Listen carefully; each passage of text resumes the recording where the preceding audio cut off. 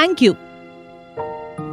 নমস্কার, আমি পল্লবী যোশী। কত সহজ হয়ে গেছে না ঘরে বসে প্রোডাক্টস কেনা? জিনিস অনলাইন কিনুন নয়তো দোকান থেকে।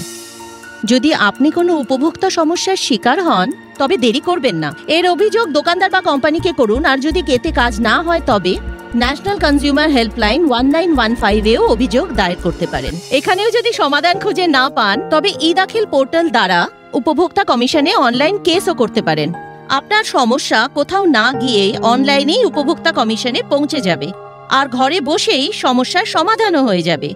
তাহলে মনে থাকবে তো ন্যাশনাল কনজিউমার হেল্পলাইন 1915 আর ই-দাখিল পোর্টাল, যা হলো উপভোক্তা সমস্যার সমাধানের সবচেয়ে সরল আর নির্ভরযোগ্য উপায়। জাগো গ্রাহক জাগো, জাগো গ্রাহক জাগো।